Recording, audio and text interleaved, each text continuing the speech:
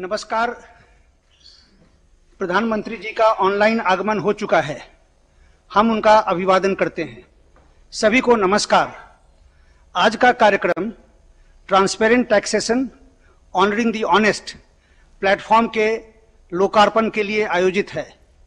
मैं अब आदरणीय वित्त मंत्री जी से स्वागत उद्बोधन के लिए अनुरोध करता हूं। आदरणीय वित्त मंत्री जी। Namaskar. Respected Prime Minister, captains of Indian industry, business leaders, tax and audit professionals, officers of the Income Tax Department. Today is a landmark day in the history of tax administration. The vision of the Prime Minister is to empower the taxpayers, to provide a transparent system, and to honor the honest taxpayer. To realize this vision, the CBDT, the Central Board for Direct Taxation, has given a framework and put in place a system in the form of this platform, a transparent, efficient and accountable tax administration is what this platform brings in. It uses technology, data analytics, and also uses artificial intelligence. What does this mean to the taxpayer in the country? It eases compliance burden. It brings in fair, objective and a just system.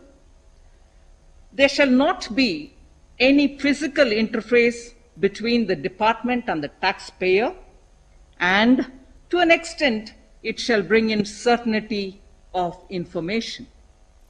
The IT department, the Income Tax Department, has undertaken several reforms which in a normal era would have been remembered as a significant milestone. Last year, it brought down the corporate tax from 30 to 22% for all the manufacturing existing units. It also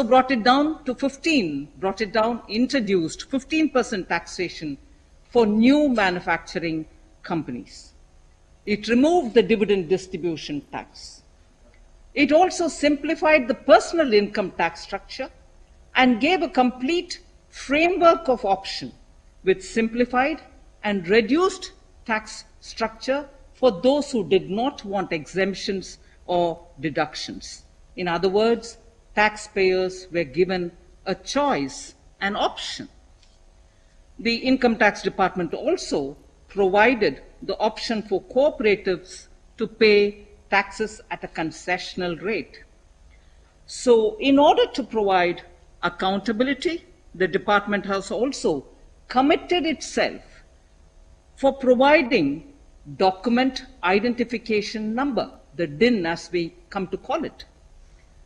And this is for all its communications. Without the DIN, the document identification number, a document emanating from the Income Tax Department shall be invalid. It also, therefore, provides traceability and authenticity to the communication of the department with its taxpayers. Pre-filled forms are also being provided to taxpayers so that the high-value financial transactions are recorded somewhere, and it enables the taxpayer to see those information visible upfront even as he wants to comply by paying the taxes. Honorable Prime Minister, the department is also hand-holding taxpayers and helping them to understand how to use pre-filled forms, and therefore it's not just introducing a transparent system but also is helping the taxpayers to be able to understand and comply. Honorable Prime Minister, under your guidance, we also brought in the Vivad Se Vishwas scheme, through which we wanted to bring in a closure to all the pending tax disputes. That has received a lot of good response from the taxpayers. Respective Prime Minister, the IT department has also taken up several measures to provide digital transaction and electronic modes of payments for the taxpayers. During the COVID pandemic, the department also provided relief to the taxpayers by extending statutory timelines for filing of returns. The department also has released the refunds which are due to the taxpayers in an expeditious manner. Lastly, Honorable Prime Minister, the officers and the staff of IT department, Income Tax Department, deserve our appreciation for their untiring efforts to bring reality to your vision.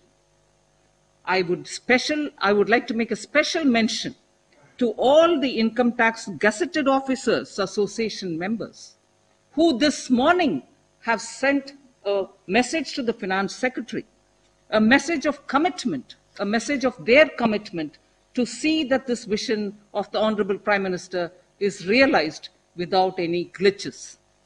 Thank you very much. धन्यवाद वित्त मंत्री जी। अब मैं आदरणीय प्रधानमंत्री महोदय से आदरपूर्वक निवेदन करता हूं कि वे कृपया transparent taxation honouring the honest platform का लोकार्पण करें।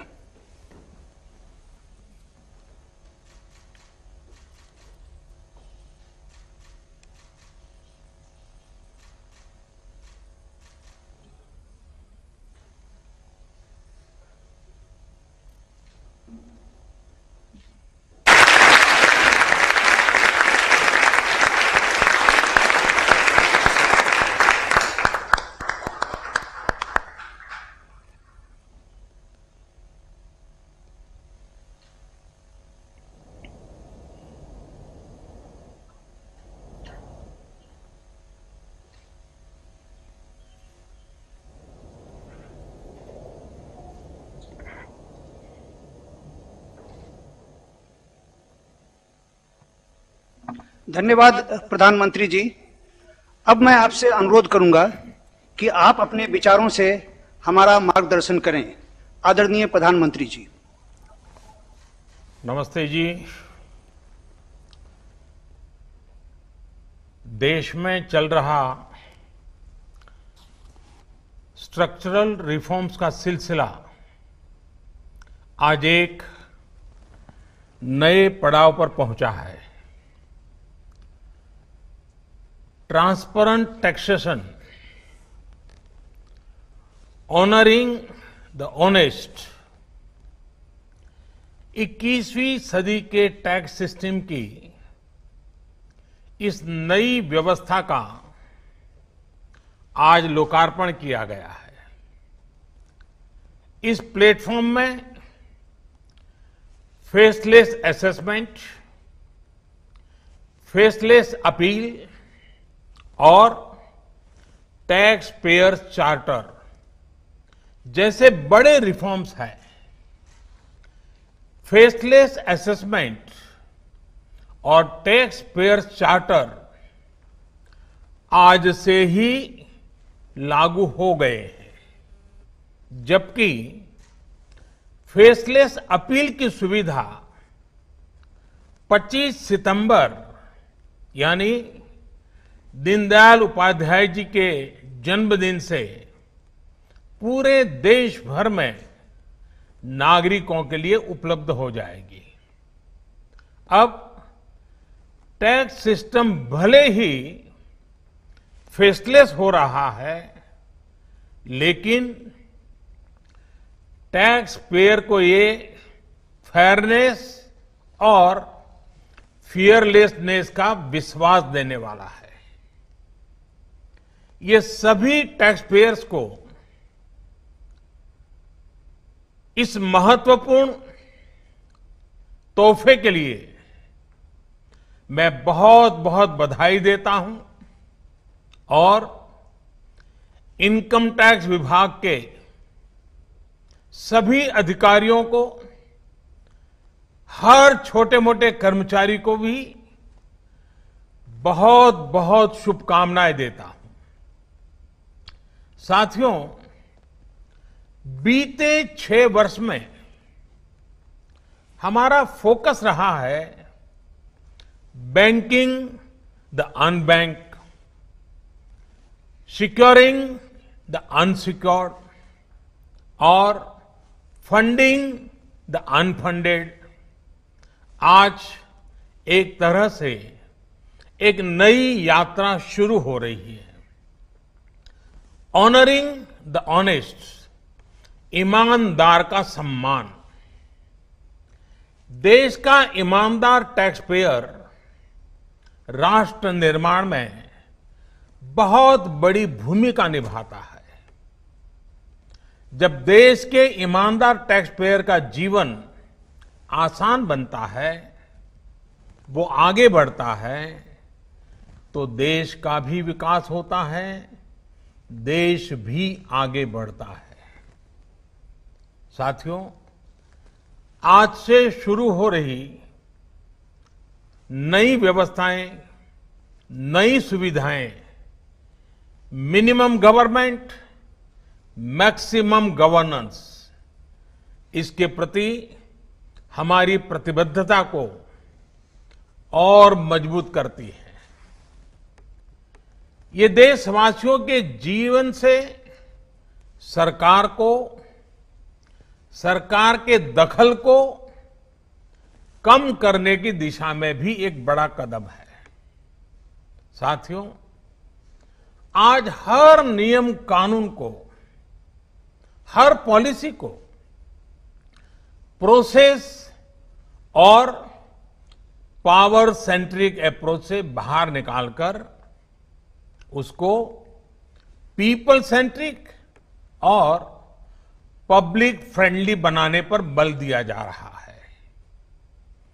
ये नए भारत के नए गवर्नेंस मॉडल का प्रयोग है और इसके सुखद परिणाम भी देश को मिल रहे हैं।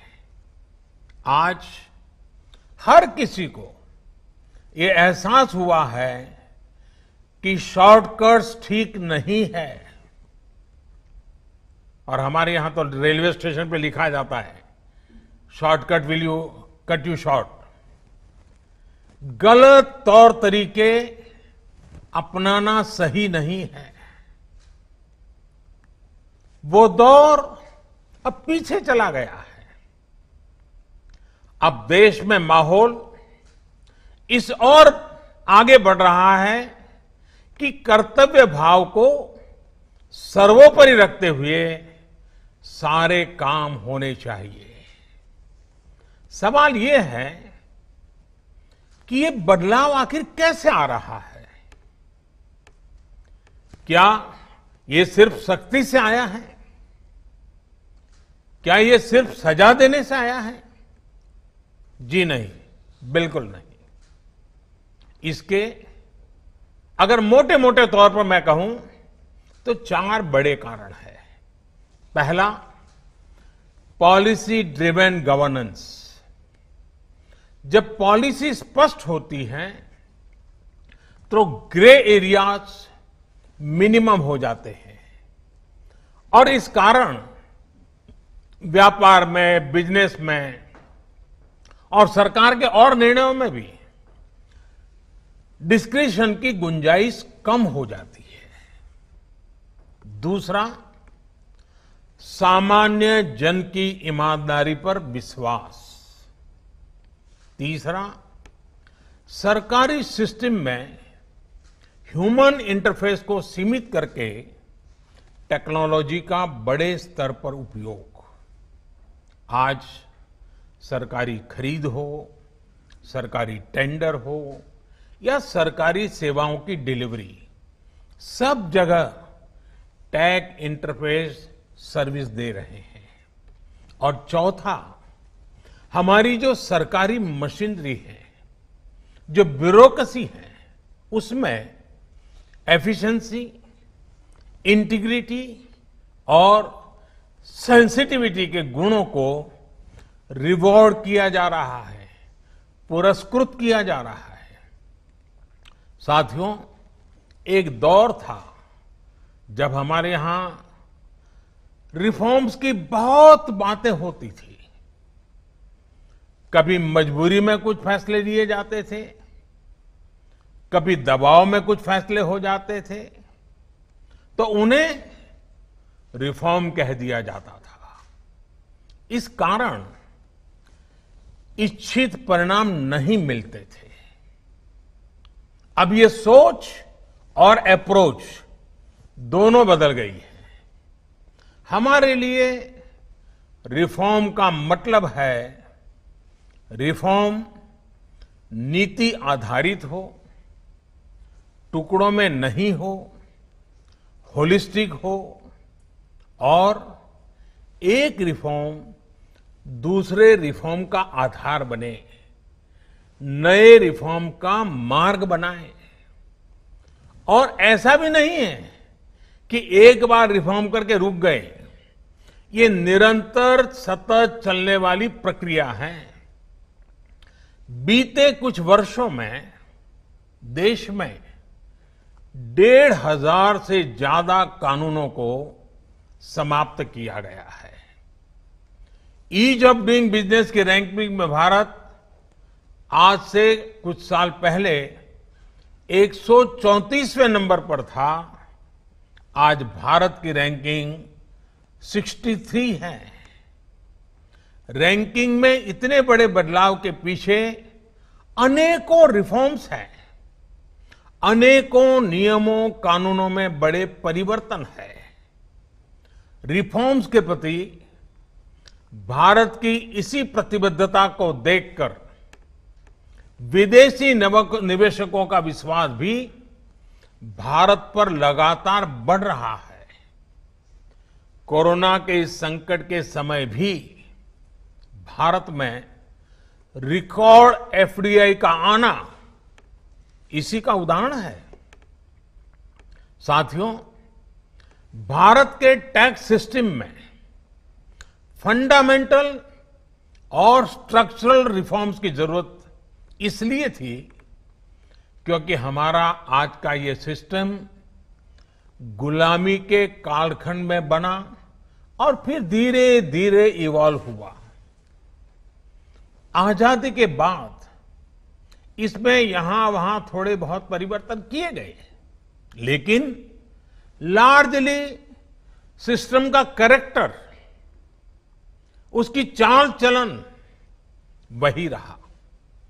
परिणाम यह हुआ कि जो टैक्स पेयर राष्ट्र निर्माण का एक मजबूत पिलर है, जो देश को गरीबी से बाहर निकालने के लिए योगदान दे रहा है, उसको कटघरे में खड़ा किया जाने लगा।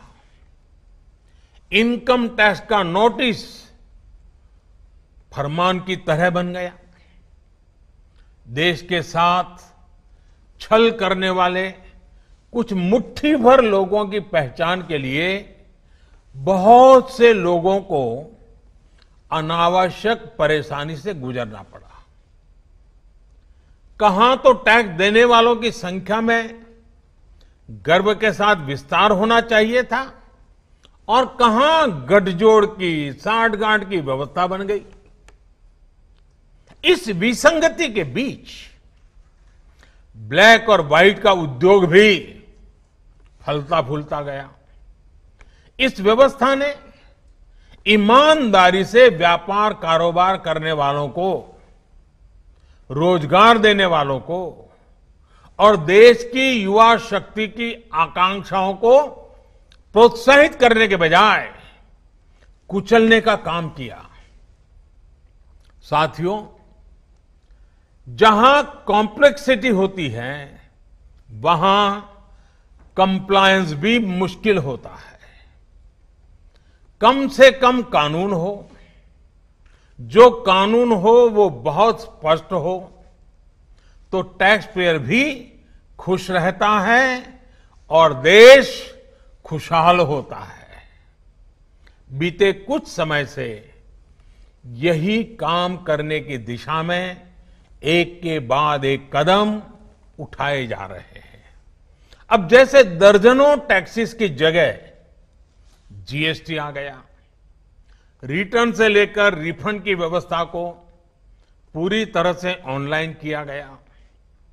जो नया स्लैब सिस्टम आया है उसमें बेवजह के कागजों और दस्तावेजों को जुटाने की मजबूरी से मुक्ति मिल गई है। यही नहीं, पहले 10 लाख रुपए से ऊपर के विवादों को लेकर सरकार हाई कोर्ट और सुप्रीम कोर्ट पहुंच जाती थी। अब हाई कोर्ट में 1 करोड़ रुपए तक के और सुप्रीम कोर्ट में 2 करोड़ रुपए तक के केस की सीमा तय की गई है। विवाद से विश्वास जैसी योजना से कोशिश ये है कि ज्यादातर मामले कोर्ट से बाहर ही सुलझ जाए। इसी का नतीजा है कि बहुत कम समय में ही करीब 3 लाख मामलों को सुलझाया जा चुका है। साथियों, प्रक्रियाओं की जटिलताओं के साथ साथ देश में टैक्स भी कम किया गया है।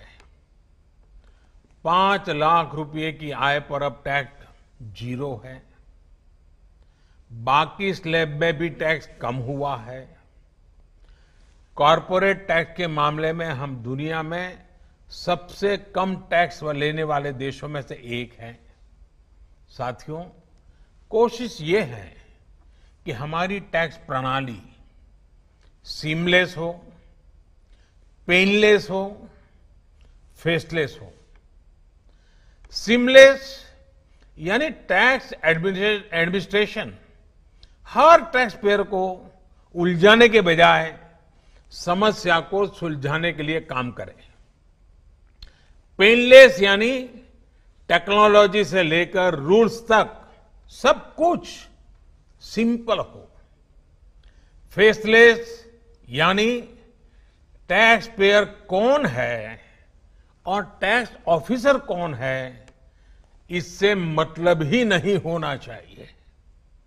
आज से लागू होने वाले ये रिफॉर्म्स इसी सोच को आगे बढ़ाने वाले हैं। साथियों, अभी तक तो होता यह है कि जिस शहर में हम रहते हैं उसी शहर का टैक्स डिपार्टमेंट हमारी टैक्स से जुड़ी सभी बातों को हैंडल करता है। स्क्रूटिनी हो, नोटिस हो, सर्वे हो या फिर जब्ती हो, इसमें उसी शहर के इनकम टैक्स डिपार्टमेंट की आयकर अधिकारी की मुख्य भूमिका रहती है। अब ये भूमिका एक प्रकार से खत्म हो गई है। अब इसको टेक्नोलॉजी की मदद से बदल दिया गया है। अब स्क्रूटिनी के मामलों को देश के किसी भी क्षेत्र में किसी भी अधिकारी के पास रैंडम तरीके से आवंटित किया जाएगा। अब जैसे मुंबई के किसी टैक्स पेयर का रिटर्न से जुड़ा कोई मामला सामने आता है, तब इसकी छानबीन का जिम्मा मुंबई के अधिकारी के पास नहीं जाएगा, बल्कि संभव है कि वो चेन्नई चला जाए, गुवाहाटी चला जाए, रायपुर चला जाए, अहमदाबाद चला जाए। वो फेसलेस टीम के पास जा सकता है और वहां से भी जो आदेश निकलेगा उसका रिव्यू किसी दूसरे शहर, कहीं जयपुर हो जाएगा, बेंगलुरु हो जाएगा, चेन्नई हो जाएगा, कोची हो जाएगा, वहां की टीम करेगी। अब फेसलेस टीम कौन सी होगी, इसमें कौन होगा, ये भी कंप्यूटर रैंडमली तय करेगा। और ये प्रक्रिया भी बार बार उसमें बदलाव होता रहेगा। साथियों, इस सिस्टम से करदाता और इनकम टैक्स दफ्तर को जान पहचान बनाने का, प्रभाव और दबाव का मौका अब 0 हो गया। सब अपने अपने दायित्व के हिसाब से काम करेंगे। डिपार्टमेंट को इससे लाभ ये होगा कि अनावश्यक मुकदमेबाजी बचेंगे उससे। दूसरा, ट्रांसफर पोस्टिंग में लगने वाली गैर जरूरी ऊर्जा से भी अब राहत मिलेगी। इसी तरह टैक्स से जुड़े मामलों की जांच के साथ साथ अपील भी अब फेसलेस होगी। साथियों, इस एक महत्वपूर्ण रिफॉर्म के साथ साथ आज भारत एक बहुत महत्वपूर्ण कदम उठा रहा है और वो है टैक्स पेयर चार्टर। ये टैक्स पेयर चार्टर भी देश की विकास यात्रा में बहुत बड़ा कदम है और टैक्स पेयर के लिए अधिकार और कर्तव्य दोनों को संतुलित करने का और सरकार की जिम्मेवारी पक्की करने का ये बहुत अहम कदम है। टैक्स पेयर को इस स्तर का सम्मान और सुरक्षा देने वाले दुनिया में बहुत कम देश है, गिने चुने देश हैं। लेकिन अब भारत भी इस महत्वपूर्ण कदम की ओर अपने आप को ले जाकर के उसमें शामिल हो गया है। अब टैक्स पेयर को उचित, विनम्र और तर्क संगत व्यवहार का भरोसा दिया गया है।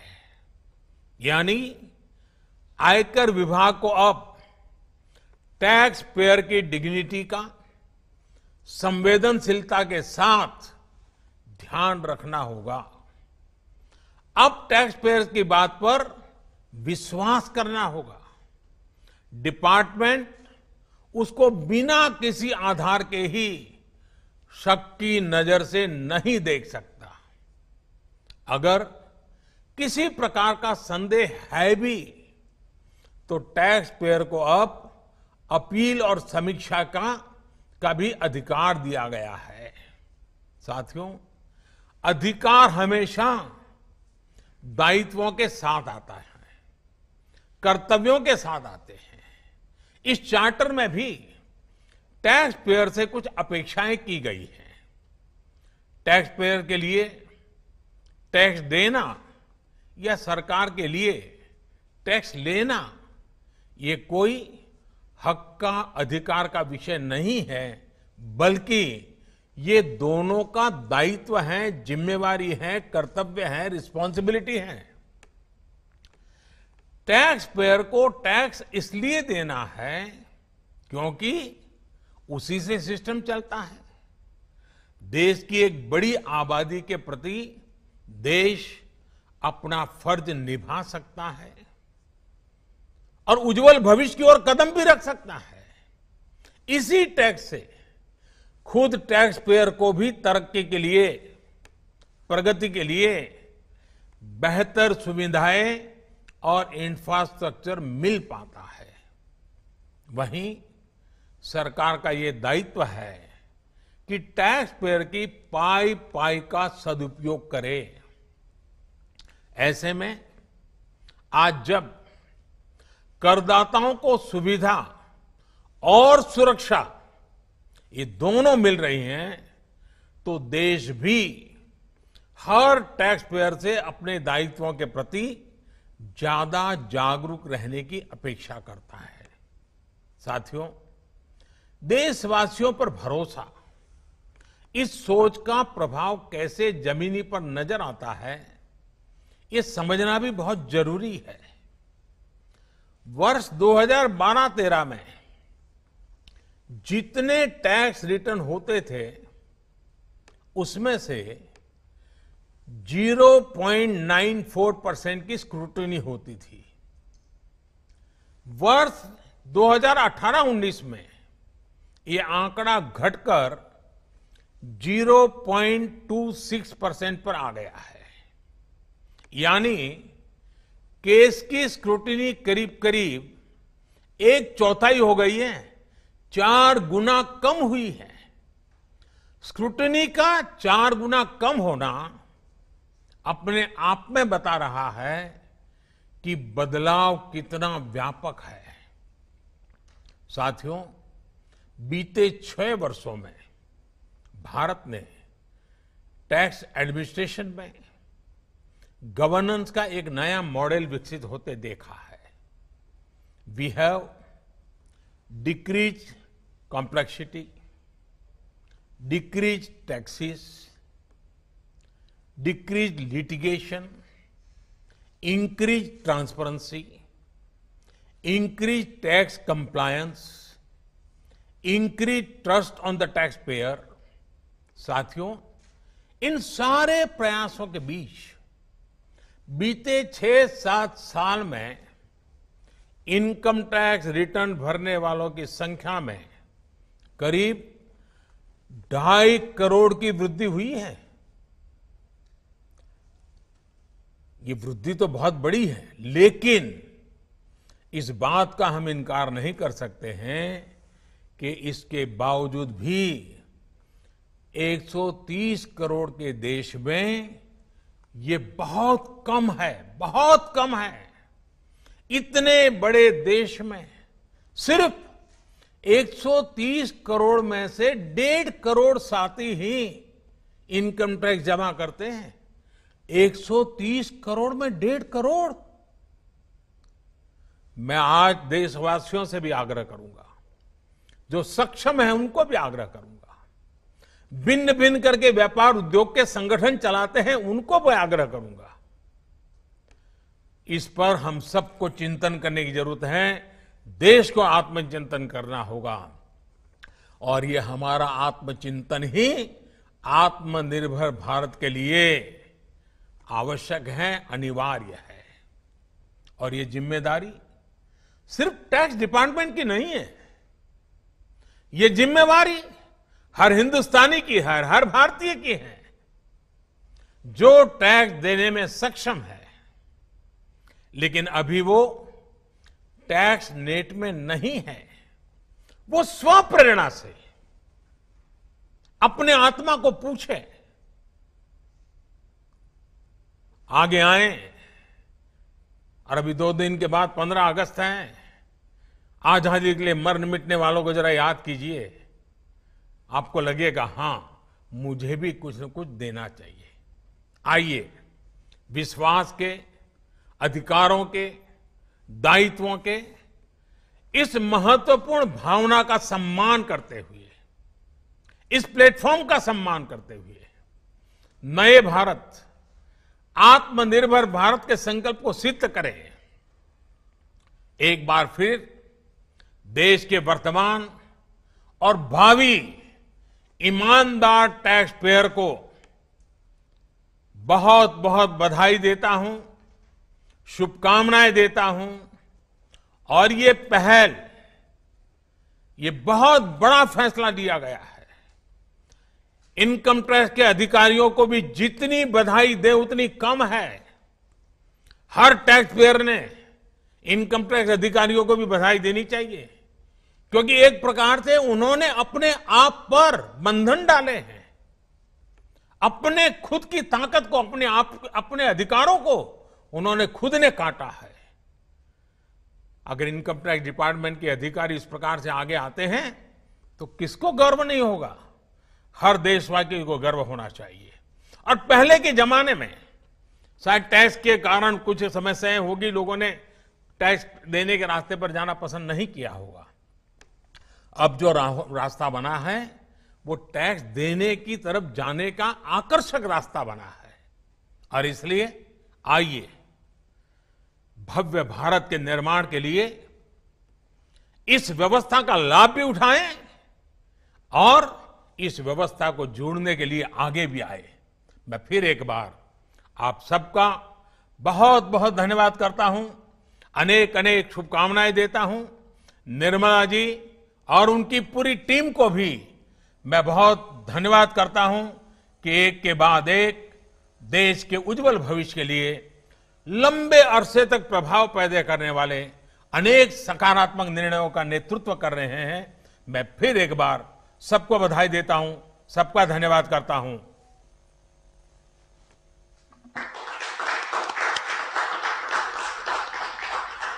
धन्यवाद, धन्यवाद प्रधानमंत्री जी।